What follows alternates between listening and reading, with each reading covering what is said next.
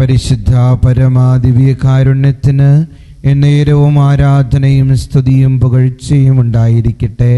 ഈ മനോഹരമായ പ്രഭാതം നൽകി അനുഗ്രഹിച്ചതിന് നമ്മുടെ ഈശോയ്ക്ക് നമുക്ക് നന്ദി അർപ്പിക്കാം. ഈശോയെ, ഇന്ന് എന്നെയും എൻ്റെ കുടുംബത്തെയും എൻ്റെ ജീവിതത്തെയും പൊതിഞ്ഞു പിടിച്ച് വഴി നടത്തി വിശദീകരിക്കണമേ എന്ന് നമുക്ക് ഓരോരുത്തർക്കും യാചിക്കുകയും പ്രാർത്ഥിക്കുകയും ചെയ്യാം. നമുക്കുണ്ടല്ലോ വില കൊടുക്കാനായിട്ട് പറ്റണം. ഇന്നെല്ലാവർക്കും ഇൻസ്റ്റൻ്റ് അനുഗ്രഹങ്ങളാണ് വേണ്ടത്. പെട്ടെന്ന് രോഗം മാറണം, പെട്ടെന്ന് കടബാധ്യത മാറണം, പെട്ടെന്ന് ബന്ധനം ഒഴിയണം, എല്ലാം ഇൻസ്റ്റൻ്റ് ആയിരിക്കണം. ഇൻസ്റ്റൻ്റ് കോഫി പോലെയാണ്.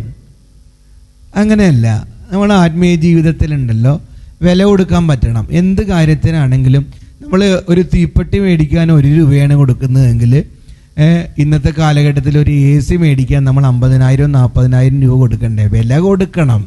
വില കൊടുത്ത് വേണം നമ്മൾ വിലയേറിയ കാര്യങ്ങൾ നേടിയെടുക്കാൻ. നമുക്കറിയാലോ, യോഹന്നാൻ എഴുതിയ സുവിശേഷം 6-ാം അധ്യായം 1 മുതൽ 15 വരെയുള്ള വാക്യങ്ങൾ. ഈ ജനങ്ങൾ 5000 പേര് പുരുഷന്മാർ മാത്രം കേട്ടോ. അവരിങ്ങനെ ഈശോയുടെ കൂടെ ദിവസങ്ങളോളം ഇങ്ങനെ ഇരുന്ന് വചനം കേട്ടുകൊണ്ടിരിക്കുകയാണ്. ഈശോയുടെ ആ പരിശുദ്ധാത്മാവിൽ നിറഞ്ഞ വചനം ഇങ്ങനെ കേട്ടിരിക്കുകയാണ്. ഇപ്പോൾ 2-3 ദിവസം കഴിഞ്ഞപ്പോൾ ഈശോയ്ക്ക് മനസ്സിലായി ഇനി ഇവരെ തിരിച്ചു വിടാൻ പറ്റത്തില്ല, അവർ തലയിറങ്ങി വീഴും, വിശന്ന് വീണ് പോകുമെന്ന്. അപ്പം ഈശോ എന്താ ചെയ്യണേ? ഈശോ 5 അപ്പം 5000 പേർക്കായി വാഴ്ത്തി വിരിച്ച് നൽകുന്ന വലിയൊരു അത്ഭുതം അവിടെ നടക്കുകയാണ്. ആ മുമ്പിലിരുന്ന ആളുകൾ വില കൊടുത്തപ്പോൾ വിലയേറിയൊരു അത്ഭുതം അവരുടെ ജീവിതത്തിൽ സംഭവിച്ചു എന്നുള്ളതാ. നമ്മുടെ ജീവിതത്തിൽ നമുക്ക് ഈസി ആയിട്ടൊന്നും ഇൻസ്റ്റൻ്റ് ആയിട്ടുള്ള അനുഗ്രഹങ്ങളൊന്നുമില്ല.